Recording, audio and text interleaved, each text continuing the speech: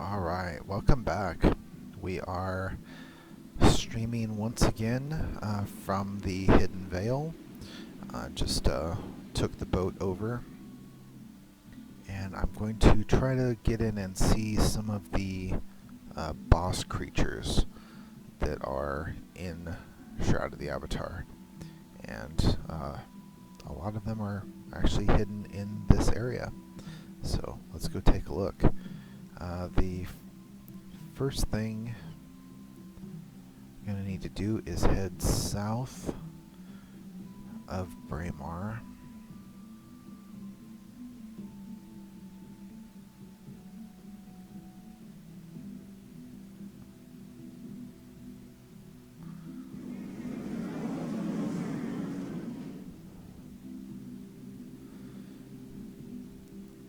And down into the ruins. So, Ravensmoor down here houses two of the boss mobs, actually.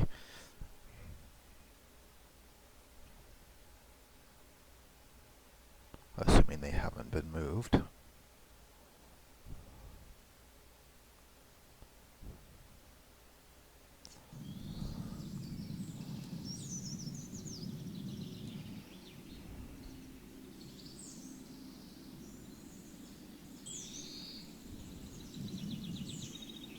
So, there's lots of skeletons and things like that around, but they are not the real challenge here, although they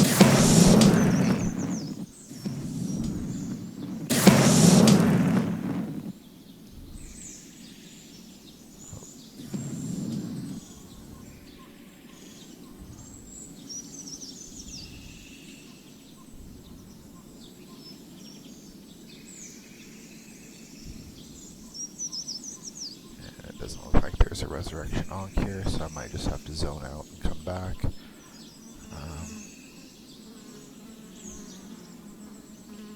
But there's two creatures within Ravensmoor that you can encounter.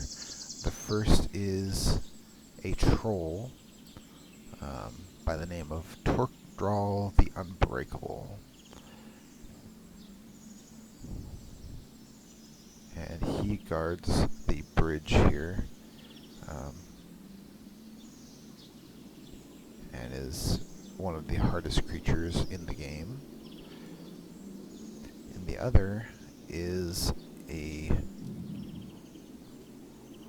lich that actually lives underneath Ravensmoor. And not as powerful, again, but more than a match for us. So we'll see if we can get to where those guys are.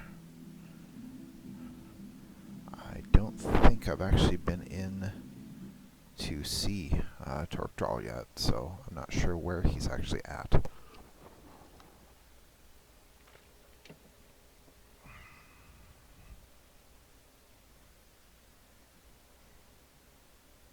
So that may be a lot of guessing and running.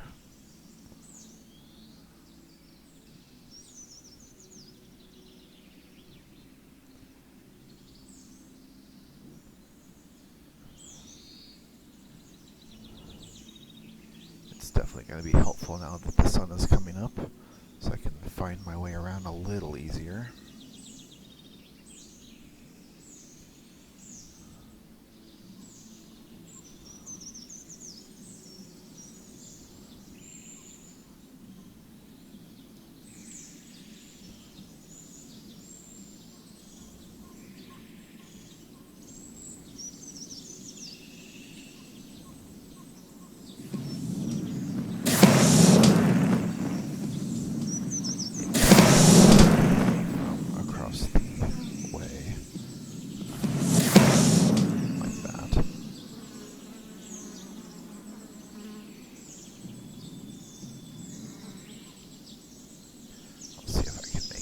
Ravensmoor and then just come back.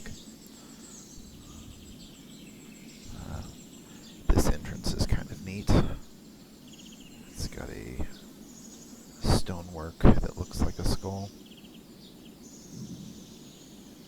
And won't be able to make it in because it's a closed door. And you can't open a door as a ghost or go through it, which is not helpful at all.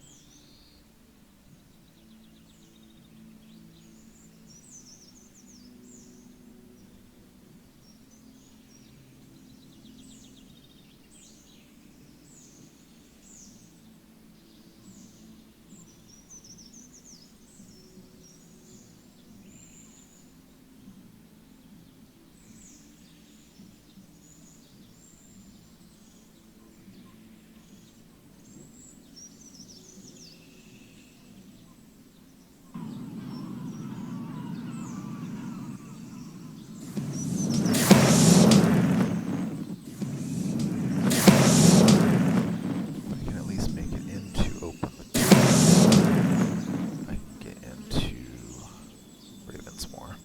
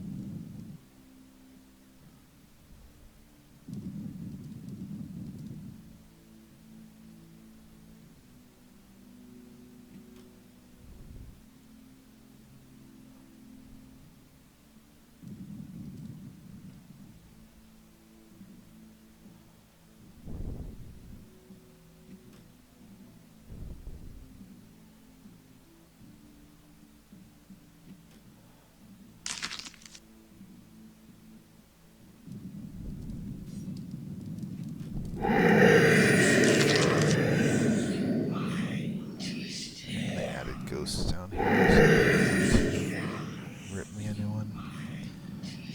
Alright, well, it doesn't look like we're probably going to get to see a whole lot today, because I am not going to be able to get down to the lick or find Torkdral, so we'll probably need to not plan on doing those, unfortunately. But I thought it would be fun to show those off. Next time I will try to plan a little better.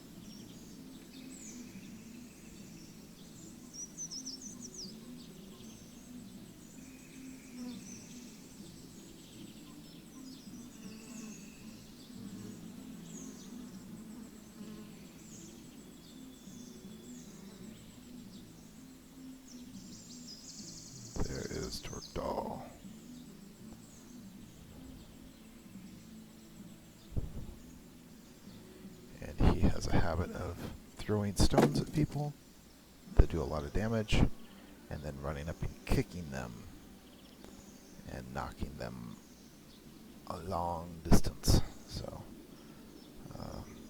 wasn't planning on surviving long if I did find him, but that was pretty impressive. A single hit.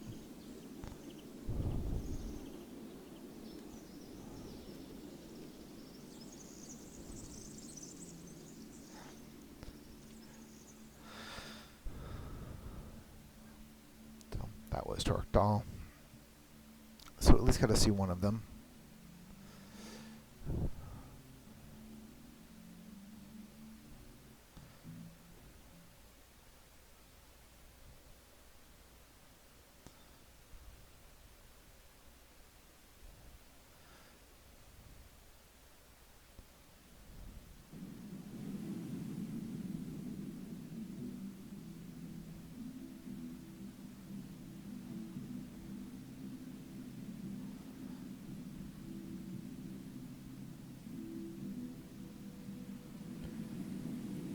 Look at that. We just got a $5 donation. So thank you from us to Bulbda. So I'm going to add that name to the list here.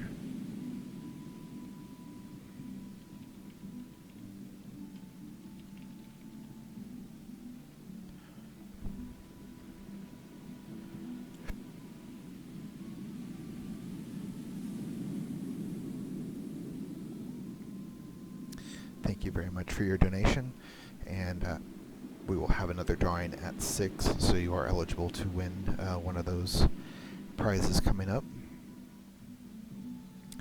And actually at 6 o'clock we will be auctioning off a beanie hat from Relics by Rild and a $10 add-on store credit. So got a couple prizes that you'll be eligible for coming up.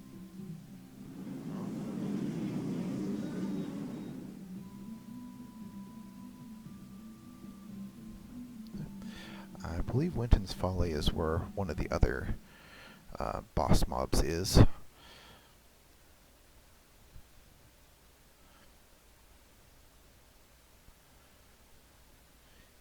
mostly the challenge here will be remembering how to get to him.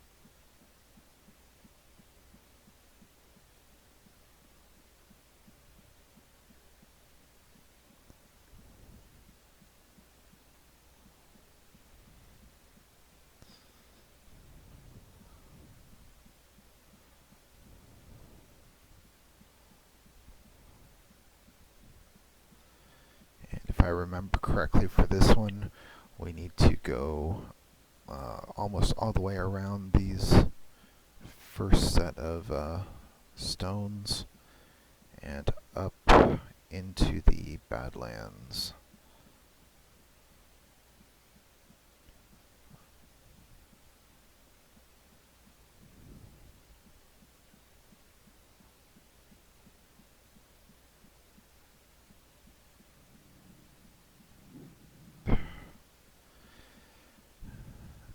Collision on some of these things is annoying. They run right in front of you.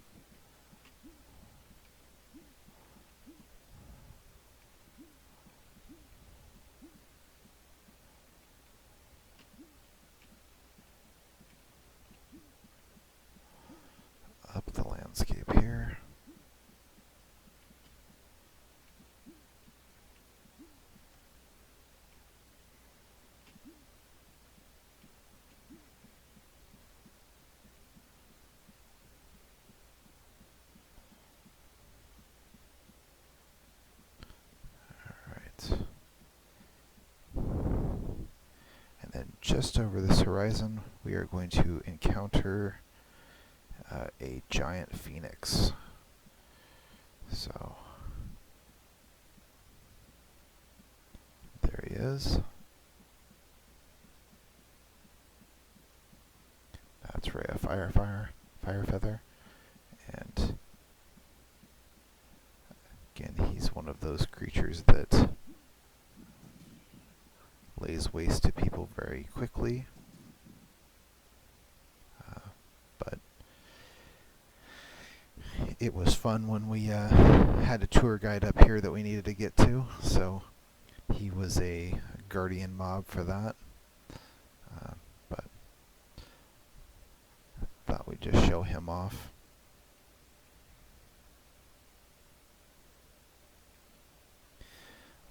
One of the skills in the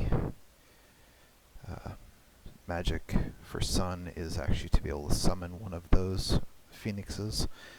Not quite as strong as Rhea, of course, but gives you some companionship, and as you can see, he lights up the area really well. It does have some combat capability, so definitely worth having.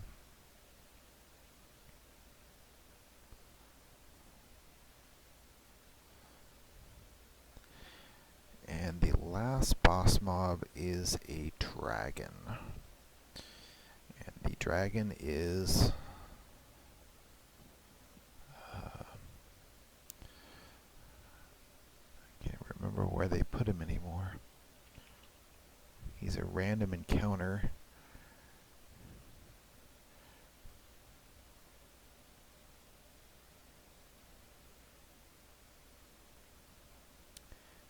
Plains of Drakvald.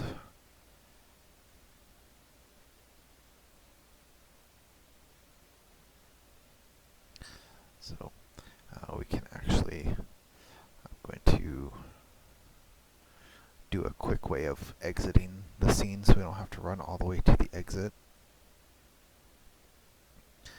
This is one of the temporary things they have in for testing, but is not going to be available in the main game.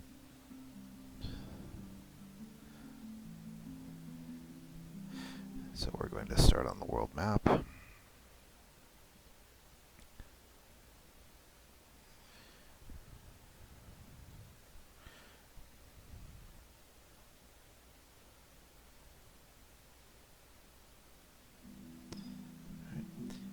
then we are going to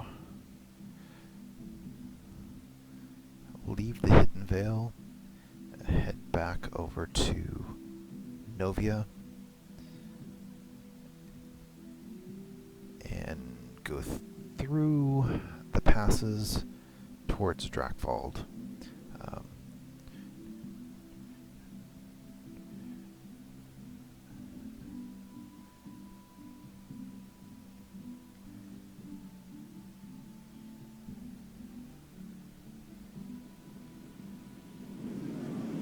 So we'll take the boat.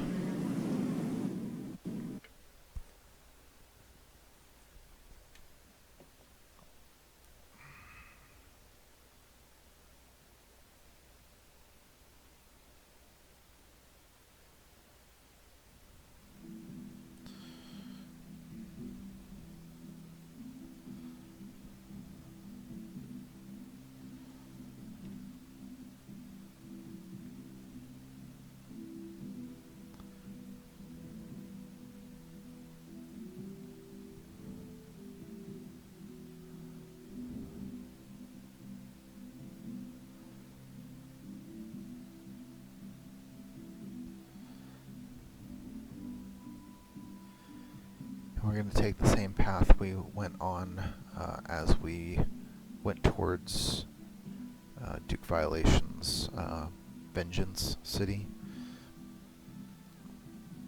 We'll take the path north and then go through the control point. And on the other side of the control point, we're actually going to go through the desert and north into Drakvald. So show you where some of this is at.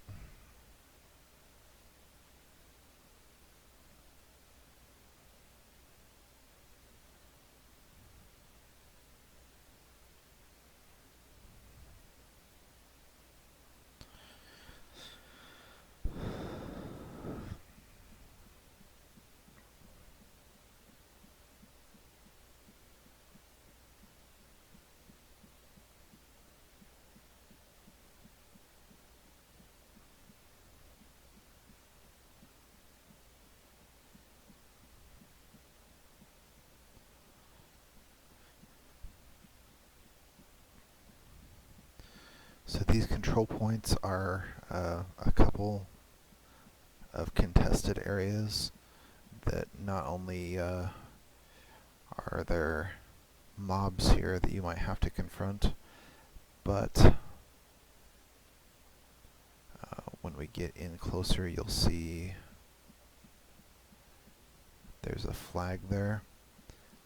If a player group comes in here and takes that over, they will encounter wave after wave of mob, but essentially once they've defeated them, they are in control of the scene.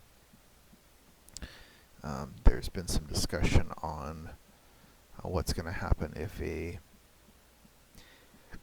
player takes this over, if a PvP player takes this over, and what exactly will be required for other players in that situation.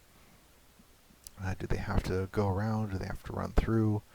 Are they going to be engaging in PvP? A lot of those questions are either not known or under discussion.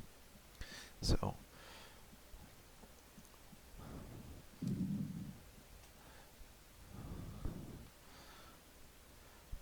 but the contested areas right now are just a place for you to come in, and if you do want to encounter waves after waves of monsters to test your metal, you can definitely do that. Each progressive wave is supposed to get stronger, and eventually they will restart, so that you have a chance to breathe in between them. So, Plains of Drakvald. I believe Drakvald is the northeastern section of Novia. So I believe if we just keep heading north, we should get there, as we are pretty much as east as you can get.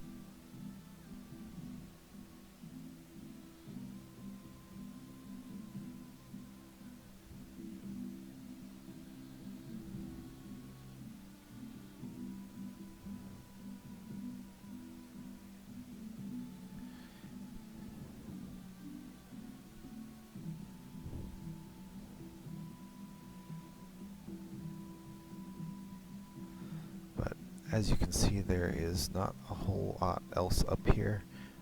There's some player-owned towns, and I believe there is the random encounter that's here, and then there is a mine, which is what I think we see right over here, the Graf gem mines.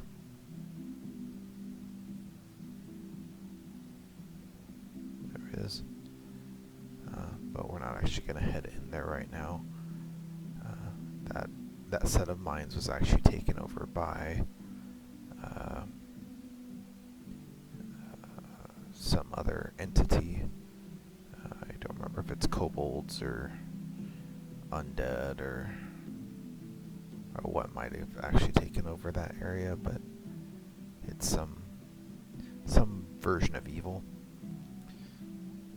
A lot of the places that are available to players to go on adventure seem to be on the verge of collapse right now.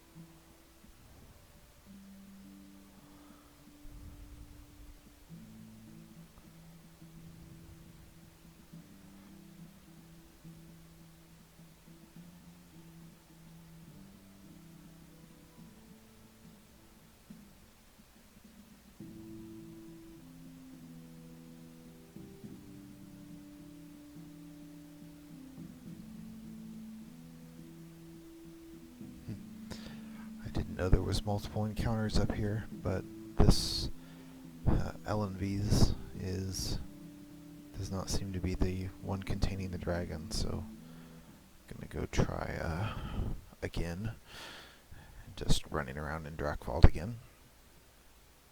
See what we can find.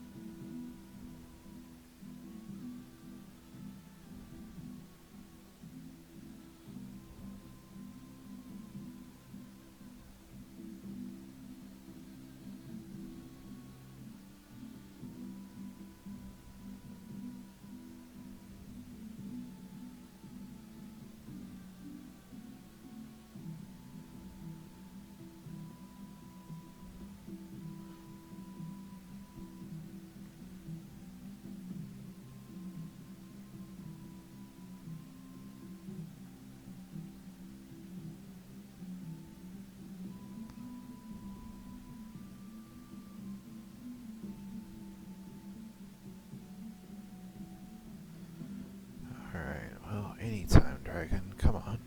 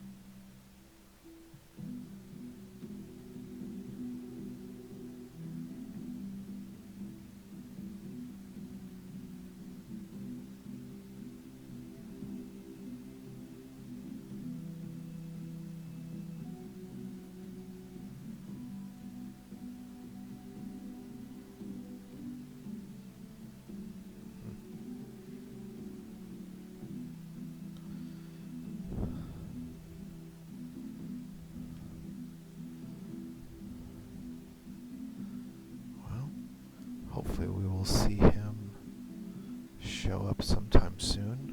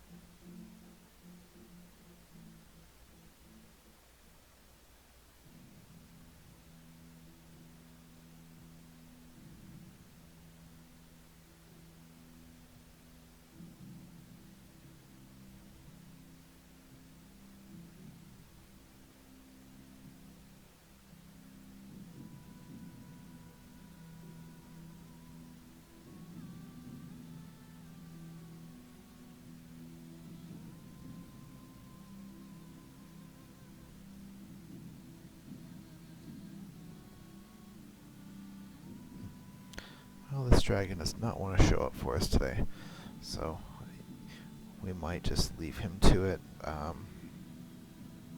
and see what else we can find to do real quick.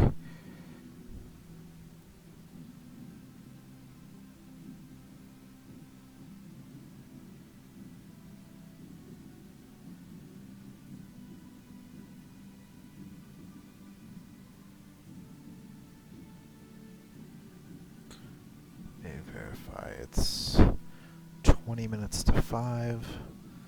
Be meeting Royal Sexy at 5:30. So we have about 45 minutes to do something.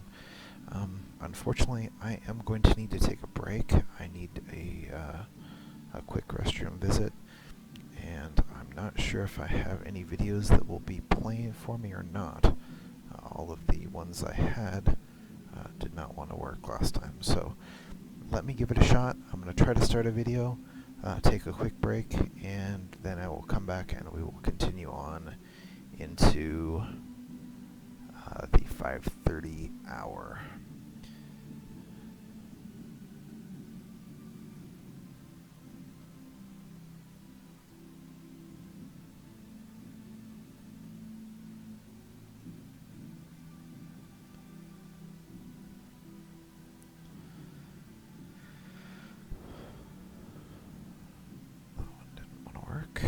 Try a different one.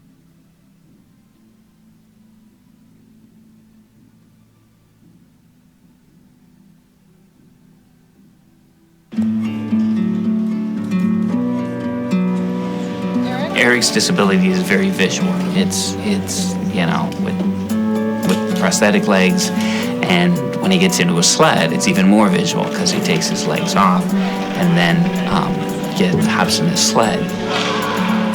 The sled hockey helps Eric in a couple ways. This is a competitive sport, and you keep score, you win, you lose. It's true hockey.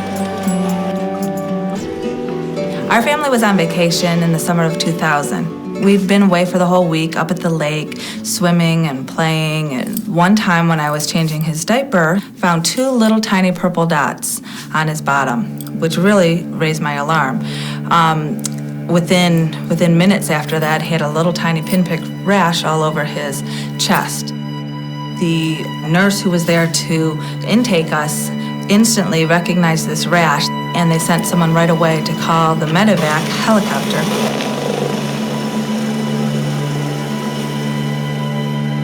Eric's condition was changing right in front of our eyes as we were traveling, and so we understood the importance of getting him back here to Rainbow Babies and Children's as quickly as possible. His blood pressure was low, his heart wasn't working well, his capillaries or his blood vessels were leaking, so he became very edematous. He had lesions all over him. He had lesions on his face, his hands, his legs. 4 hours later, this terrible rash, no blood pressure, and your organs literally completely shutting down. We were able to stabilize him in terms of maintaining heart rate, keeping blood flow, but we could not stop the progression of the blood clotting. The next week or so is just a blur of him being in the intensive care and being sedated and being on a respirator, and them telling us all these medical terms of everything that was wrong, and all the fears that there were, and the low blood pressure, and not knowing hour to hour or day to day if he would even survive. The hardest part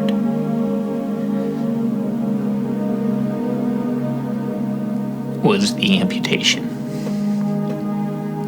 And the surgeon came back and sat down next to me and held my hand and said, "Then we're going to have to amputate both of Eric's legs."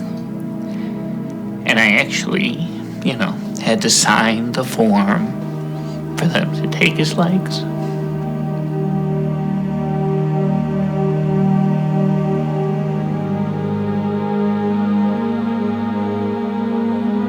The good thing is that's what made him better.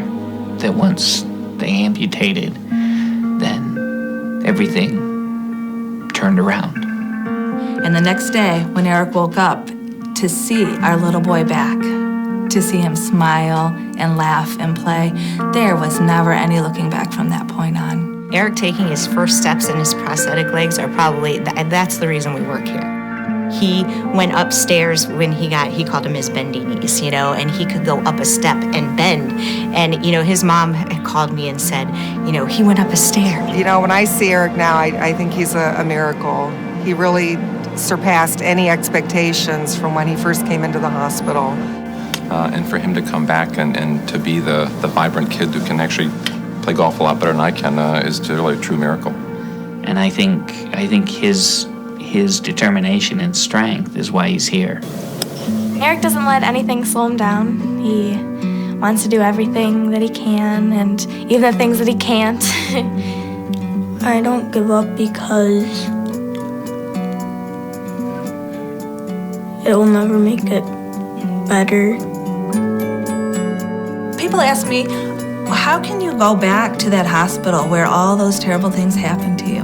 And they don't understand what a wonderful relationship that we established with all those caregivers at Rainbow Babies and Children. And those people really legitimately cared about our son and about us. You never know when you're going to need a specialty hospital, and you just think you're never going to need it. They make a real difference in lives of children and families every day. We can't thank the Children's Miracle Network enough for their support of Rainbow Babies and Children's Hospital and all the children's hospitals across America. Children's Miracle Network provide funds to hospitals that regular hospitals would never have access to. What's more important than the care of children? What's more important than the care of children when they're their sickest or at their lowest point? Children's Hospital are a safety net for so many families across this country, that the Children's Miracle Network is a part of the support that, quite frankly, we need day in and day out to take care of these important kids and their wonderful families. I like to help the hospital because they saved my life, and I want to help to save others.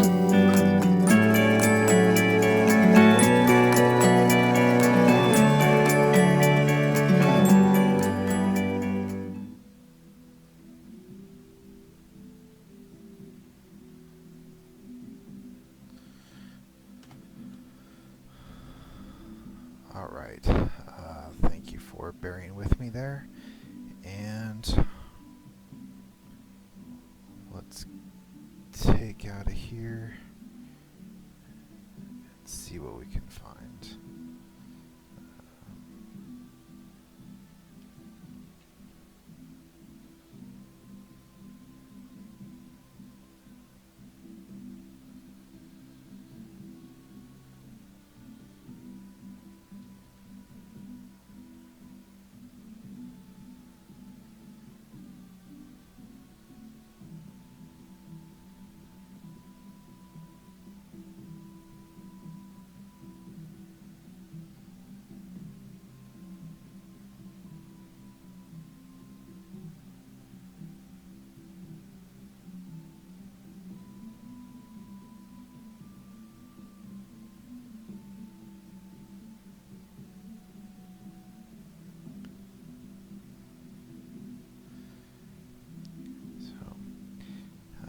Random encounter is supposed to be part of the grasslands in Grunwald, so I'm just running back and forth in that area, hoping to see our dragon show up.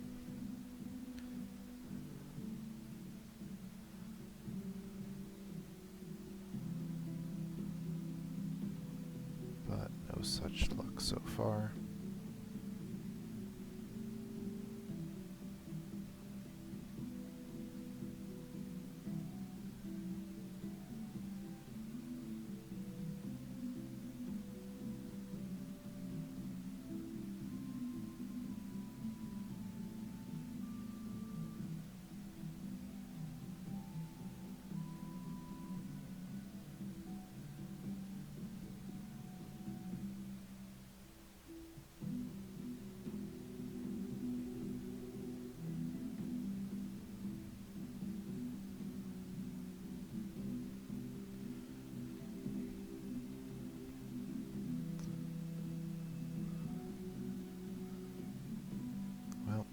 Doesn't look like we're going to run into him today. Let's go ahead and head out and see what else we can do. Let's see, in Novia, there's a few different things we might want to take a look at.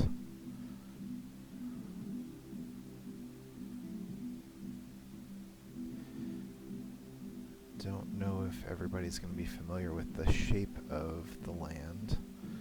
It's very reminiscent of Caesarea back in the Ultima 3 timeline. So it's got that same U-shape main body with kind of a bar on either side of the landmass. So pretty interesting to compare the two maps to see how similar they are.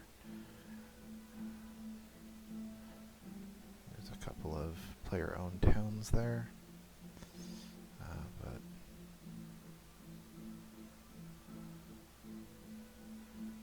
nothing incredibly new about those.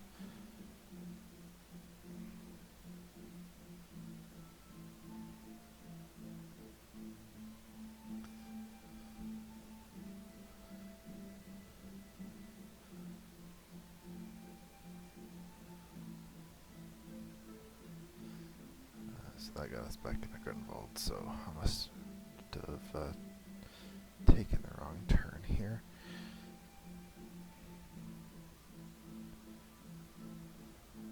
Let's go south. Alright.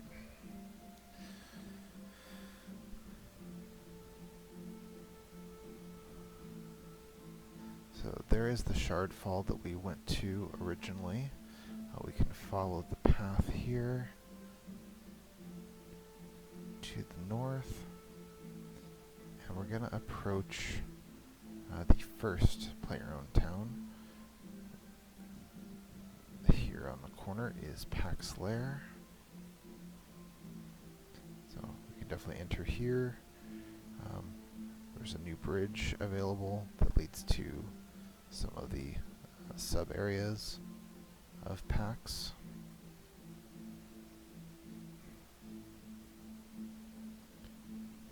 You can see some of the islands: Serenity, Isle of Wonders. There's a ship here that'll take you to another player-owned town.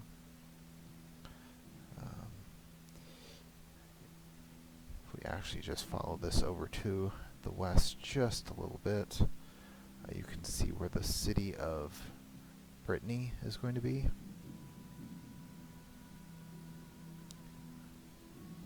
That's going to be a much larger area than even Ardoris, so we'll enter there.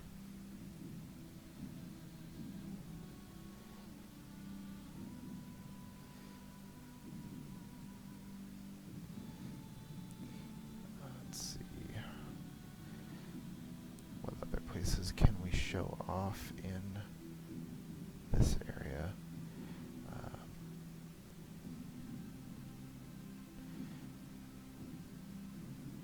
believe if we come right over here, not too far, we should run into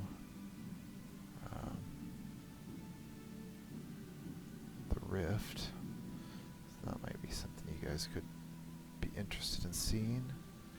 You can see how the land is turning black. That's volcanic work, because right up here is a lava flow.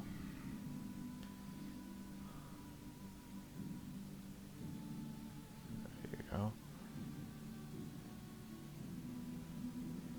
And this does run right down into the sea. So if we could follow that the entire way, you'd be able to see where the water and the lava meet, and it forms a big steam geysers.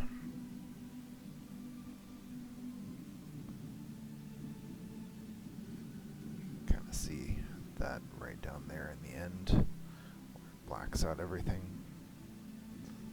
So, but that is the Rift. There's actually, as part of the Blade of the Avatar series, or the first book of that, they go exploring in here, and they find an ancient city that it's right, almost buried in the lava. So most likely that is going to make its way in here eventually. Doesn't look like we can get too close at this point, but things are always changing. There you can see the lava and the water meeting in a hot bubbling mess there. The lava geysers. So pretty cool.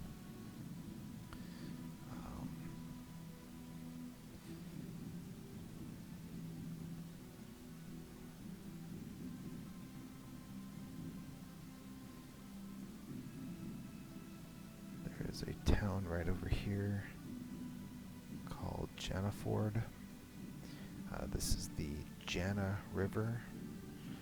So Janaford is built along the fordable plains of that river. It's actually along the trade route, and it's one of the few places actually documented in the Blade of the Avatar novel. So you can explore that. It is a brand new area, and there should be a nice overlook available. Janaford is brand new for this release. So we'll take a look inside here.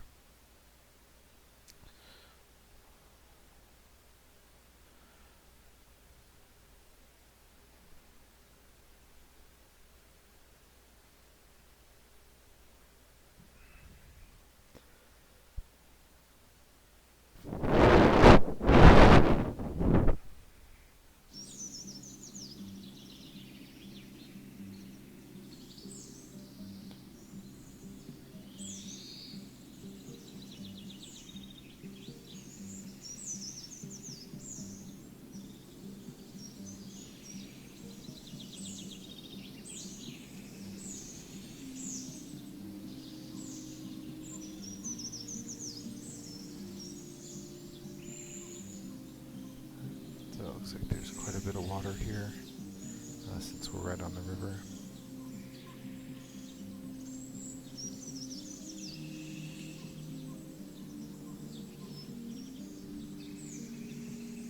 There's some waterfalls coming down, and I bet if we climb up in this path, we'll actually get to the overlook, which is one of the items that was mentioned in the last update of the Avatar.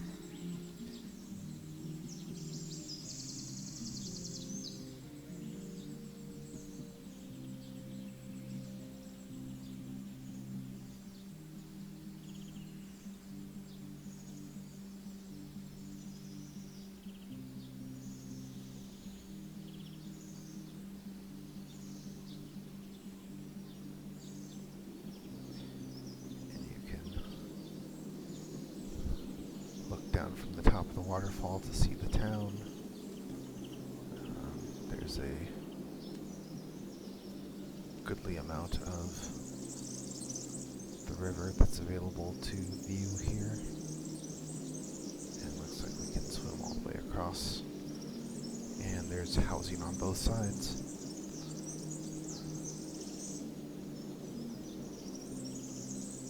And then there's a path back down into the village itself.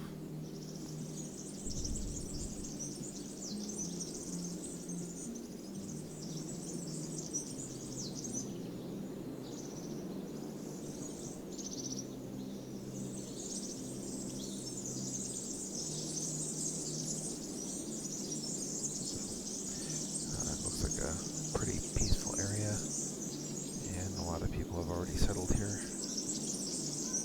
so I don't doubt that they would agree. Let's head on into the village proper and see if there's anything going on that we might be able to learn about.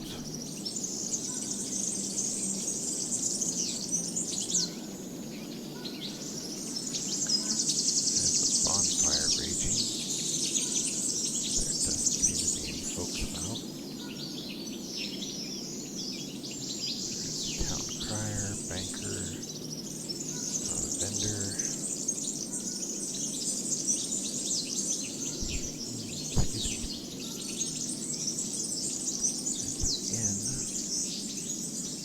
Lots of cats.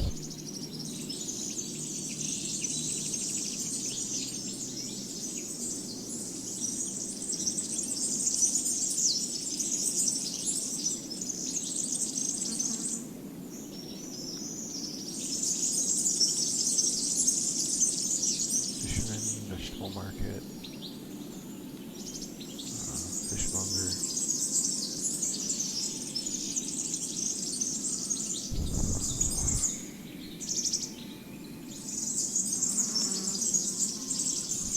Somebody built a tower.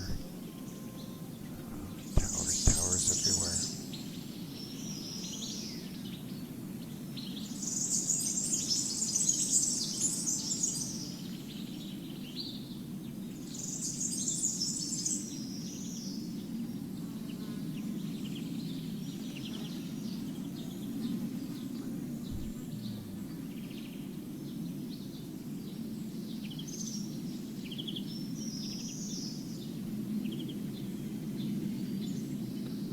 Lots of fisher folk around here.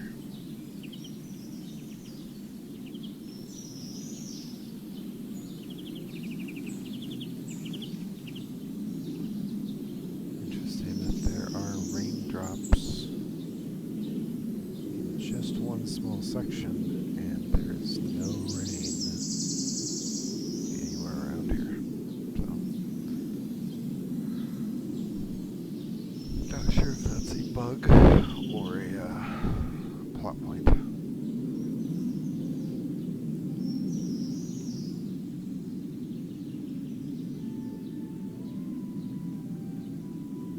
Right there, that's one of those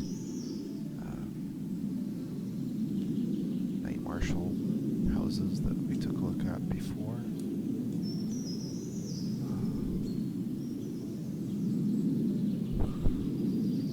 A rustic 3-story building.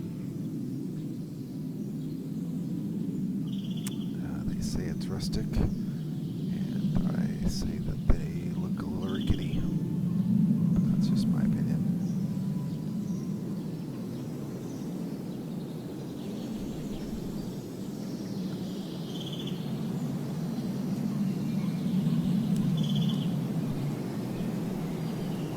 Just saw a notice pop up that Royal Sexy is logging into the game. I'm going to be joining him in about a half hour, so it's probably a good thing.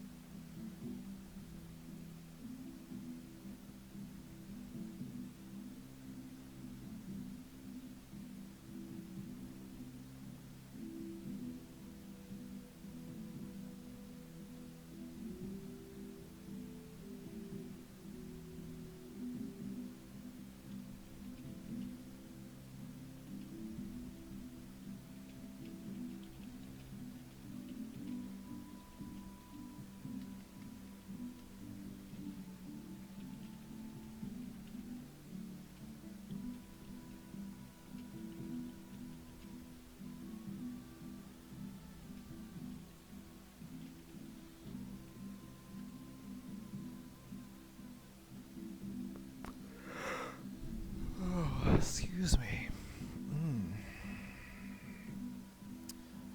That's what happens when you stay up for 21 hours, apparently. It really hits you hard.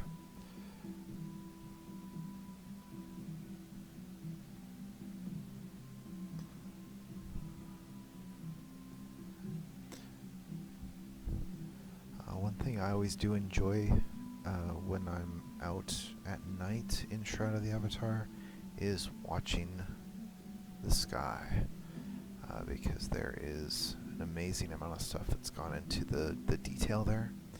You can kind of see some of them here. The main thing in the field is Daedalus, the broken moon, and you'll notice it has a molten core that's moving on the main body of it, and then a line of debris on either side. However, it's not the only thing in the sky. We can also see it's partially eclipsing 3 of the other satellites. There's a black one, a red one, and you can just barely see the yellow one there. And then along the same plane, there's a purple dumbbell-looking planetoid, a rhombus,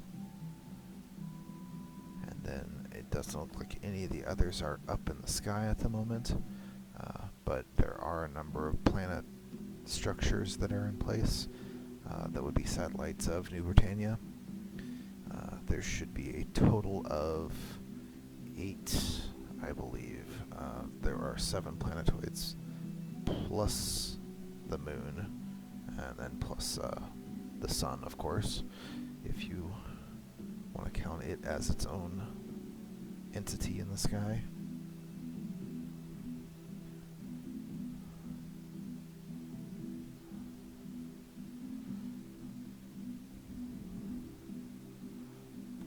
Alright.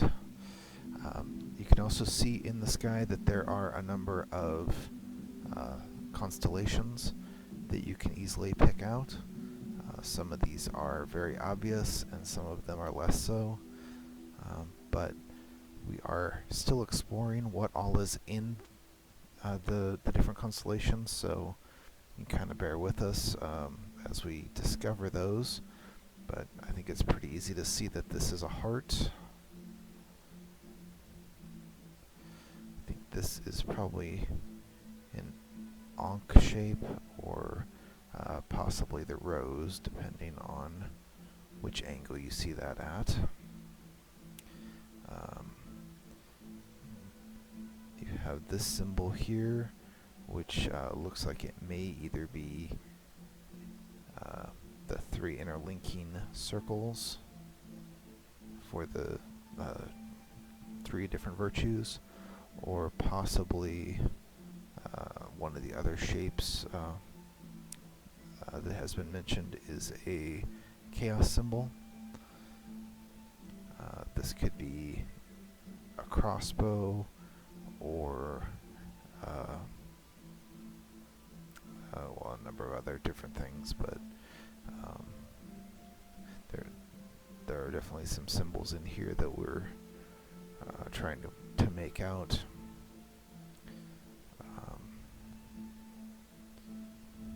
Again, some are fairly obvious. As the sun comes up, it's going to obliterate the stars, so we won't be able to look too much longer. But you can kind of make out some of the different items in the sky. So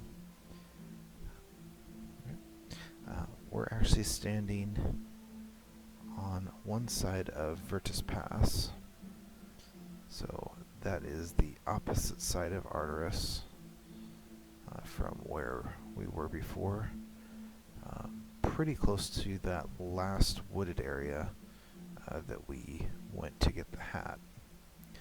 So from there, that's a contested zone, so if we wanted to go in there, we could fight our way through the elves and wolves and spiders and make our way back over to Arcturus. Instead, I think we will continue on in this direction.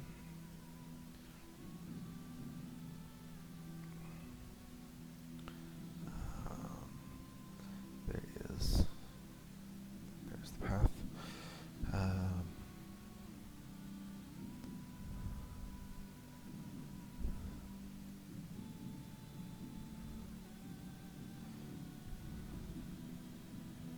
So that will take us back towards Jonaford. We can also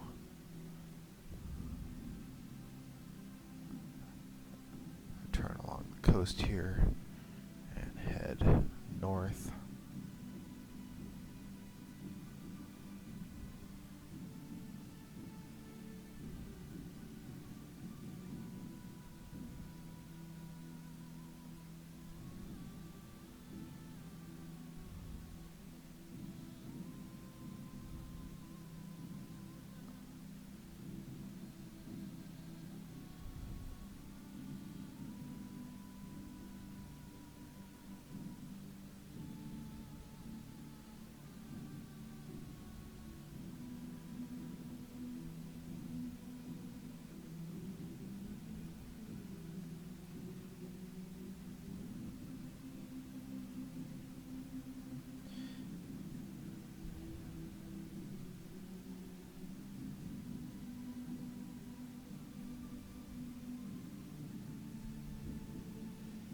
See that the village of Veritas itself is right over here as well, near Virtus Pass. And Veritas is actually one of the starting points for one of the other quest lines, but it's a village of elves that are not wholly unfriendly.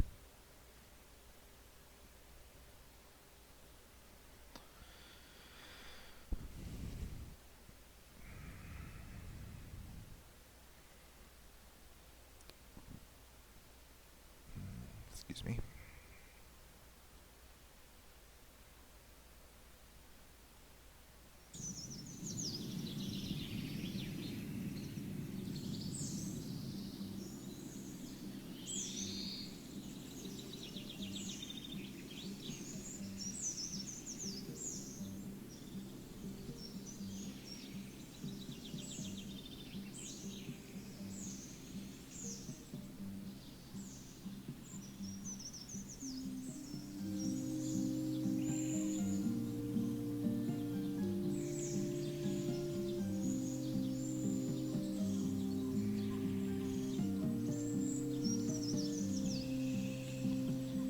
See the style of elven architecture here.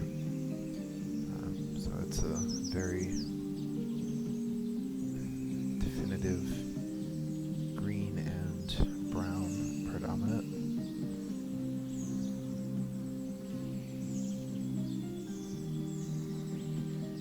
And I think it might be a little bright for earth tones. Prefer it to blend in more with the surrounding area, but it is definitely a style choice that was made here.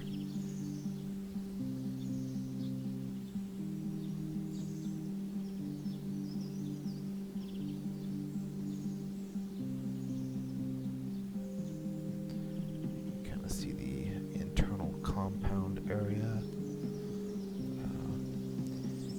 Elves were formerly created by the Obsidian Order, so a lot of their structure is still based off of those.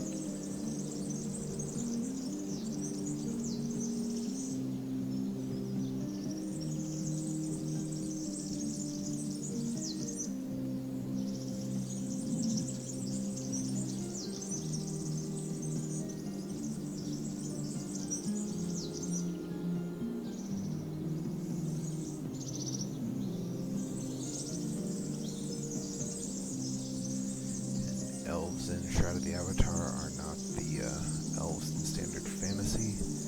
These are twisted, deformed creatures.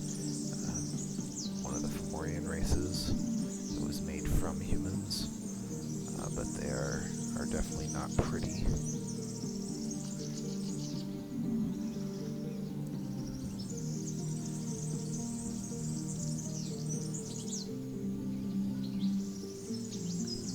They are, however, pretty powerful warriors.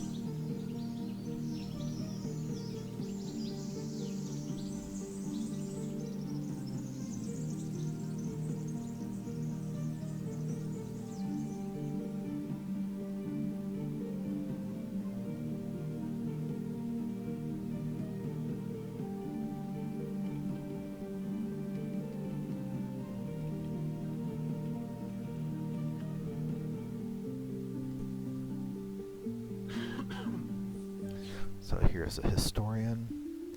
He's a pre-cataclysm history student.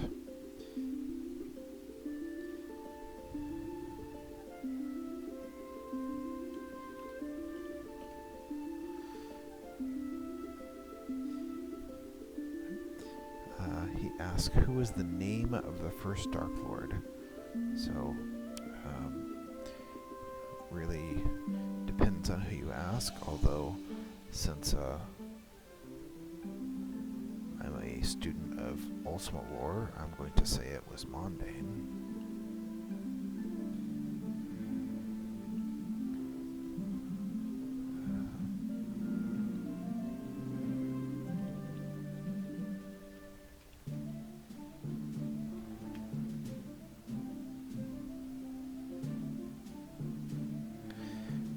So, Mondane was killed after we destroyed the Gem of Immortality.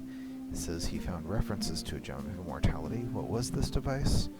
It was a corrupted Sun Ruby. Also notes that the Dark Lord took a mate in his time. What was the mate? His mate was a student of his named Minax. And their progeny, what was it called? His name was Exodus. I've heard references to shards. Do you know what a shard is in that sense? That is a piece of the Gem of Immortality.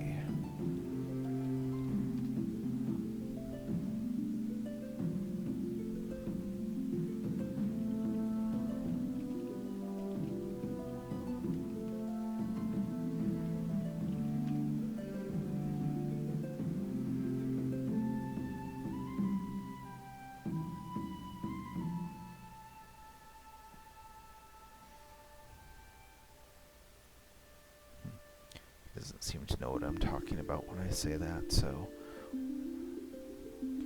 what is a shard? It is a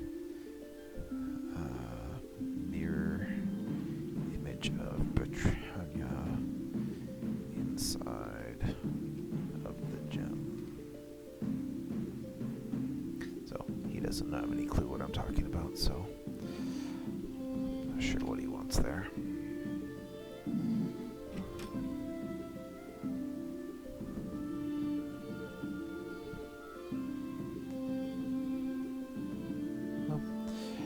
Interesting nonetheless, but yes, Virtus is another place you might visit early on if you choose a different path.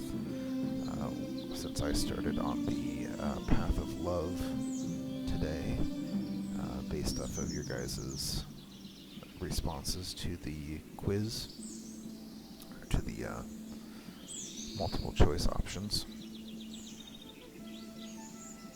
I started in Solace Bridge.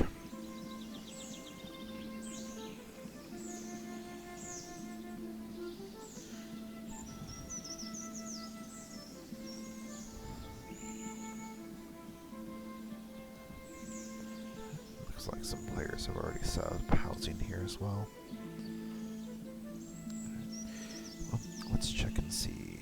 Looks like Royal Sexy is online, and we're going to join him in about 10 minutes anyway. So I'm going to go ahead and head over to him. So to Royal Sexy.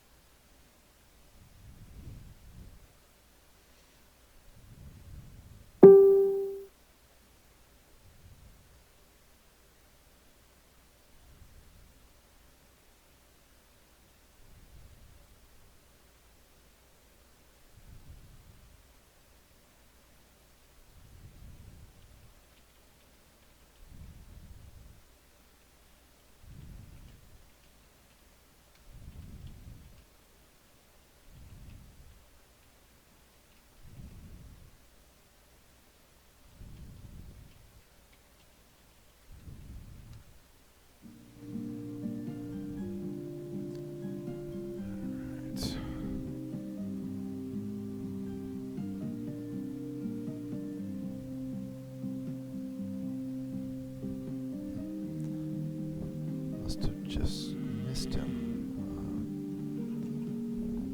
He was moving while I zoned.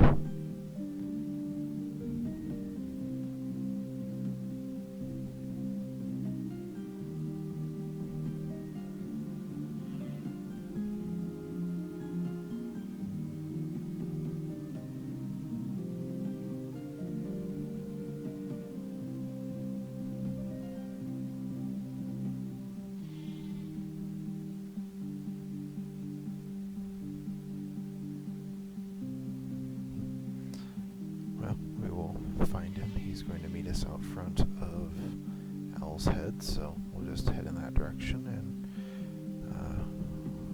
when we get to him, we will see what he would like to do.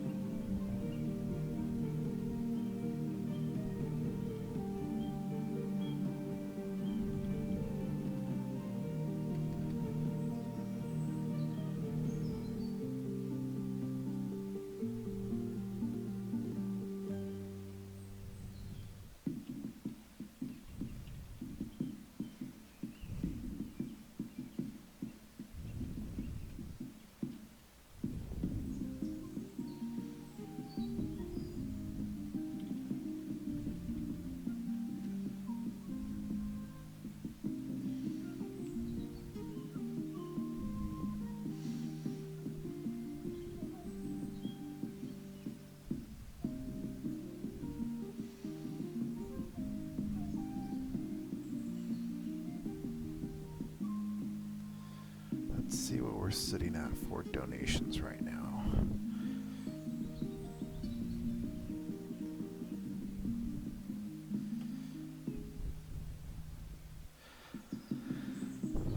All right. So my goal was $500, and I currently have raised 817 for our team.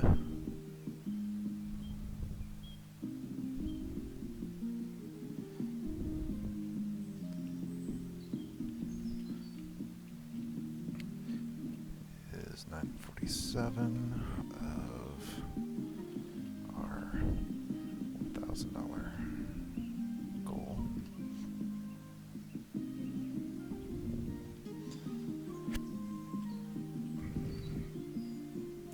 So if we can get $53, we will meet our team goal. So would love to see us pass that before the end of the night.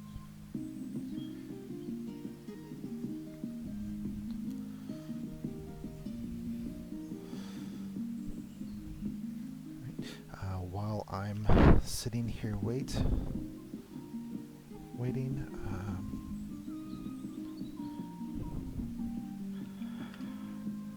let's go ahead and take a quick look at some of the banners that I have here. The first thing I want you guys to know is if you do want to donate, please go out to Extra Life.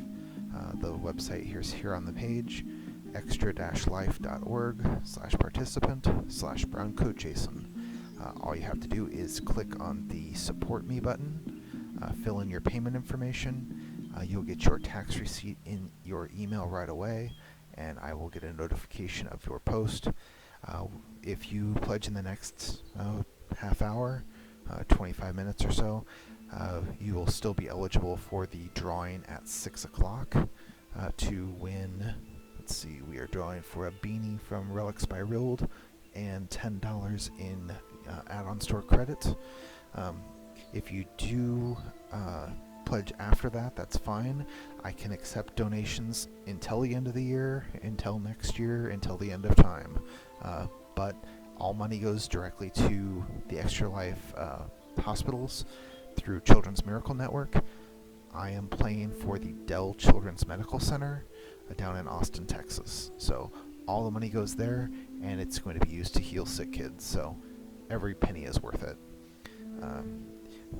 If you want to pledge a little bit more, at least $25, you'll be entered into some prize drawings at the end of the day. So at 8 o'clock, we're going to start those drawings.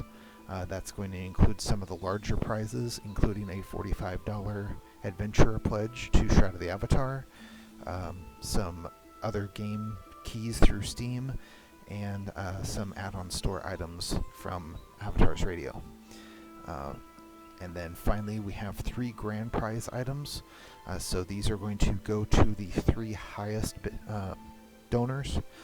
So if you pledge the most, you get the first choice of these 3. If you pledge the second most, you get a choice of the remaining 2. And if you pledge third most, you still get an awesome prize. So no losers there. The 3 items that we have in stock is a handmade mug donated by Rild. It's one of only a few ever created with the Lord British seal on it. And that is available for one of the grand prize donors. Lord British himself only has a couple of these, and only a couple others exist, so you're going to be great company if you get that. One of the other prizes available is a custom Lego minifigure. So you can design your character as a Lego figure along with Joseph Drazen, who runs Soda Bricks, and he will put that together for you, equip it as you'd like, and have it shipped to you. So you can have your own character designed as a Lego minifigure. Very cool. And then the last item we have is from Indy Martin and XJ Billman. They are Tortoise and Hare Creations. They are donating one of their New Beginnings comic books signed by both of them, as well as one of the storyboards able to be framed that is used to actually create the original comic. So very cool art that you can display in your house, and it's from an excellent artist and writer. So please, please, please donate. Anything you do give goes directly to the charity, as I mentioned, and you're going to get some great swag for it. So if you can, please go on to Twitter, follow me, follow Extra Life, follow the Children's Miracle Network hospitals.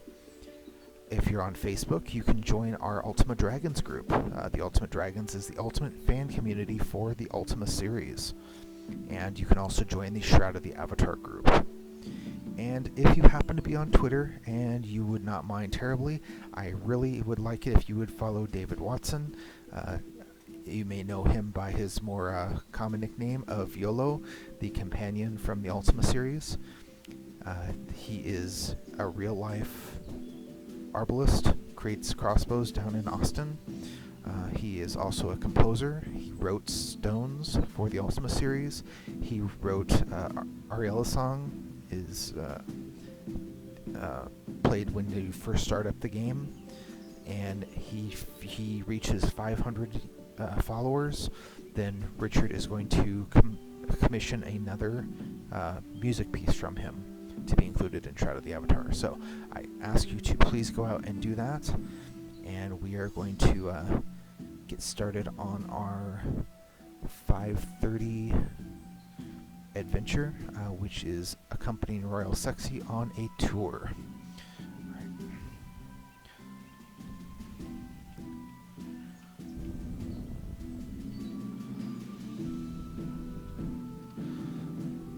Alright, let's see what's going on here.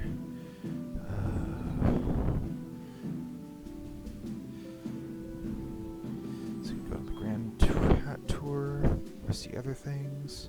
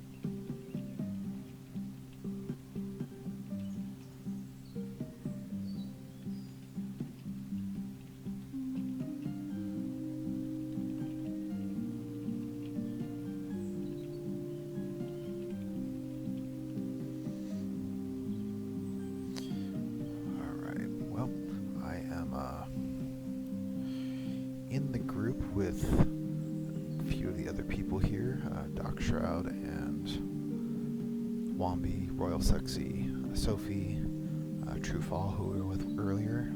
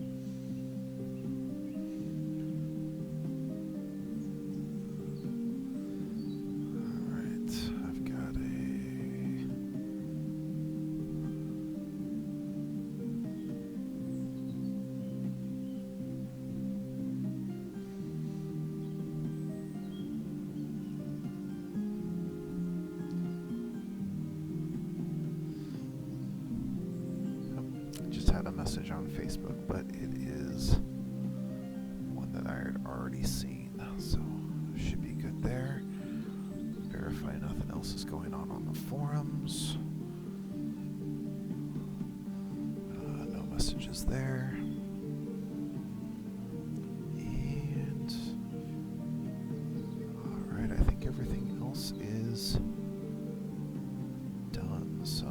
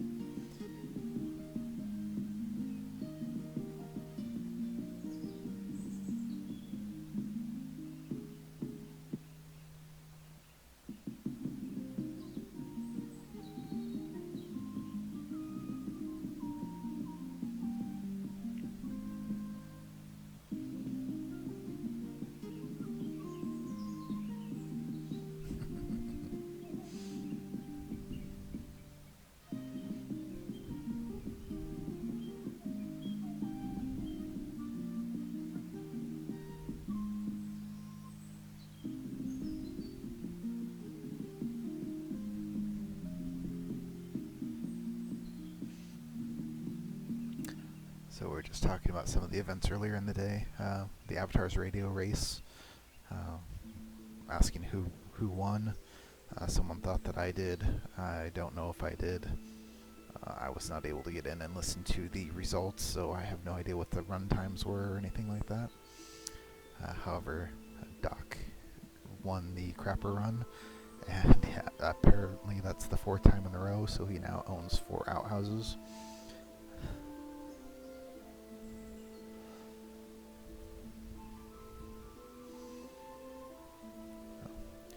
Just lots of fun stuff going on.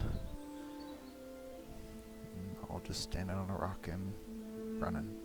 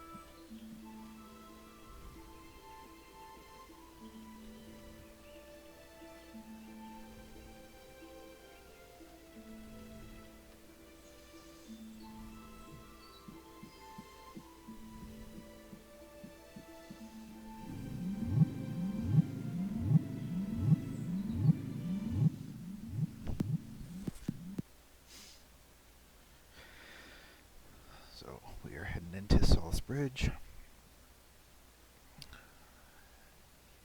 through the Lunar Rift.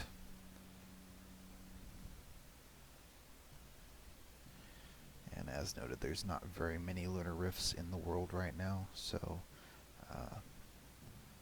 you can only travel to certain locations and get back, and that's pretty much it. It's very limited amount of teleportation that can happen in the game right now.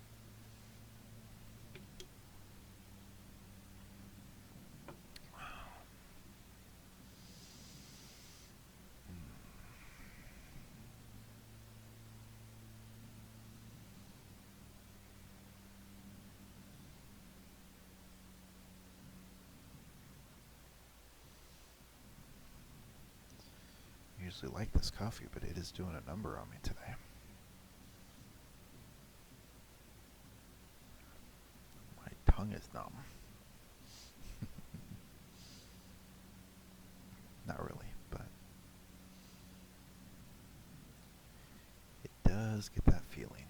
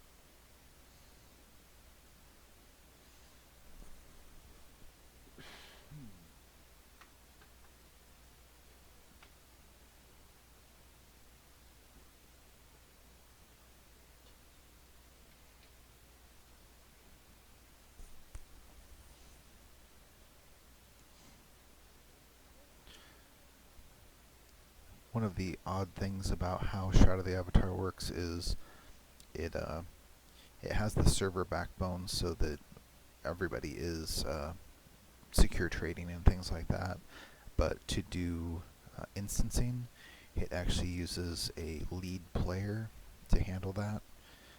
So we're having some lead player difficulties where it's not finding one of the people that it needs, and it's waiting on someone else to do an instance. It's odd when we're exiting a map that it's trying to do that, but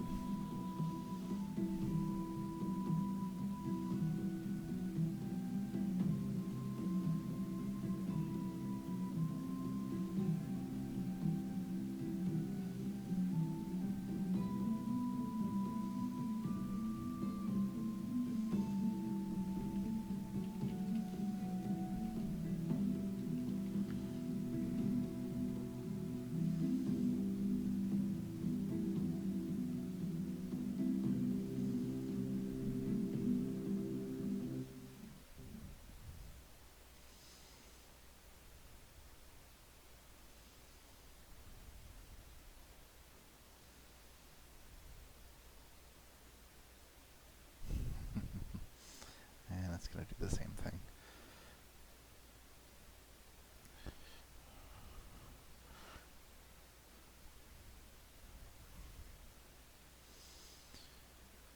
Instancing should only need to happen when you reach a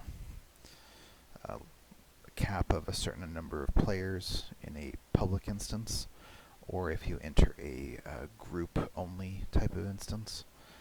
So we weren't in either one of those things, so we shouldn't be running into this problem zoning into a standard town. I wouldn't think we would run into those anyway. But it's entirely possible, so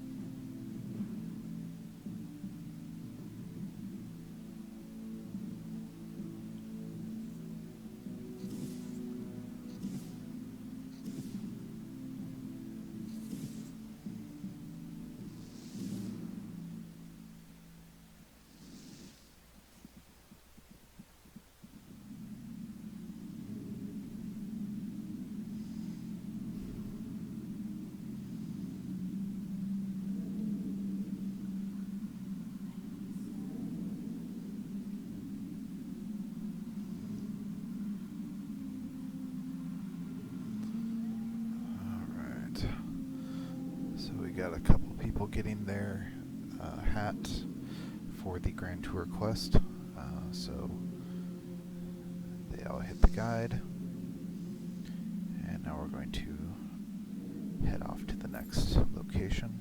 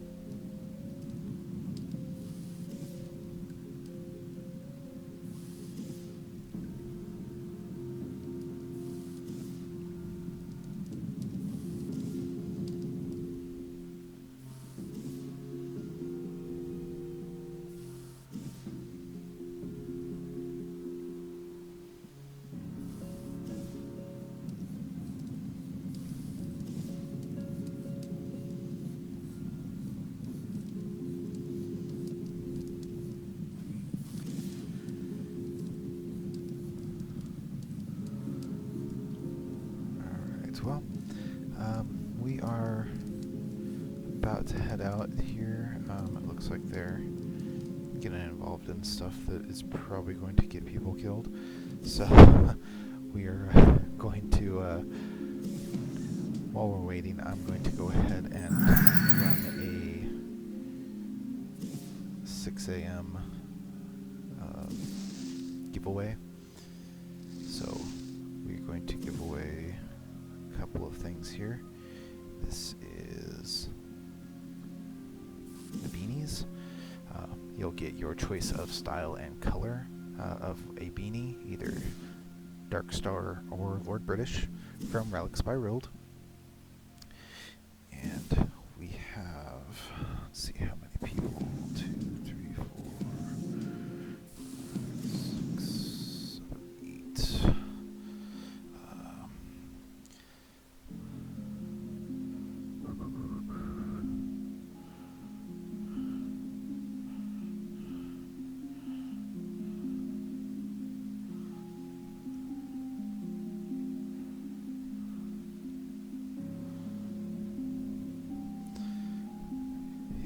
Anonymous, who's one of our high-level pledgers right now.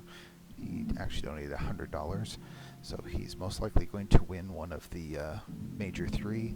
But for right now, I'm going to go ahead and mark him down as a beanie, and we'll re-roll that if he does end up being the winner of the overall prize. And let's see. The other prize that we're going to give away is a $10 gift credit. So for that, the prize is going to Bobda, who just donated not too long ago, less than an hour. So he just won some add-on store credits. Again, if it's something that you are not interested in or cannot use, please let me know, and we will work on getting you a replacement item. But for now, thank you very, very much for your donation to help sick kids, and we are going to get back to playing live. There we go.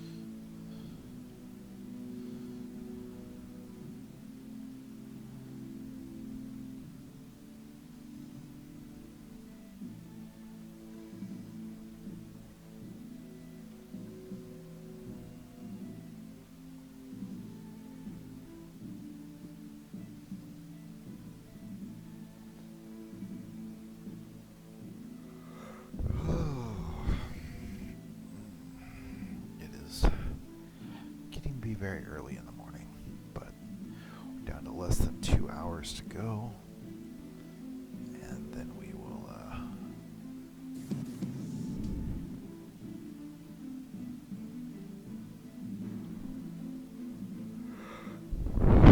pull the last of the prizes, and I am going to pass out.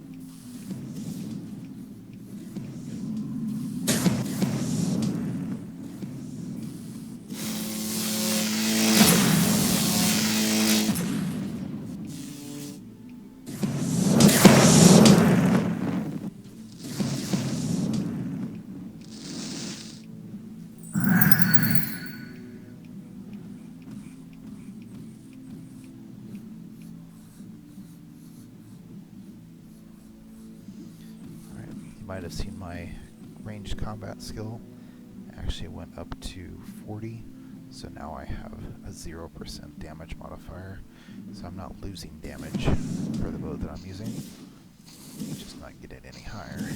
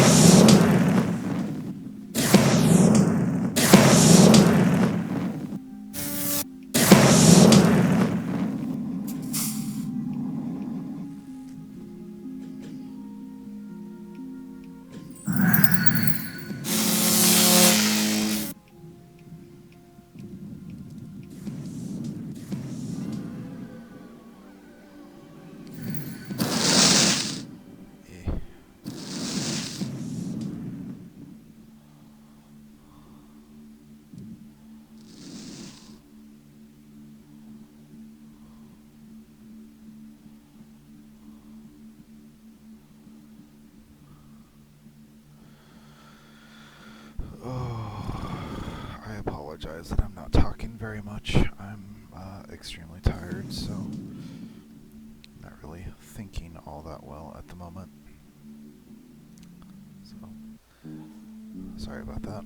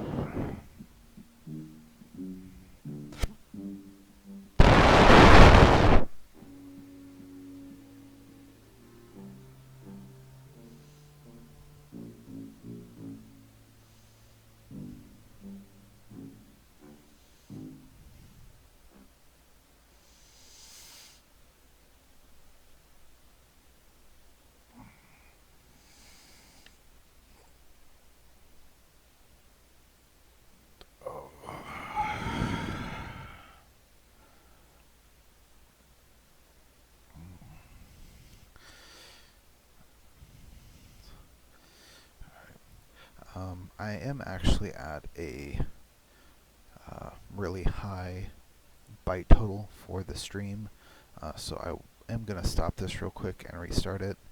I don't think that's going to interrupt anybody, but it's been going for a couple hours and I want to get this uploaded as soon as I can, so I'm going to stop this now and restart it in just a second.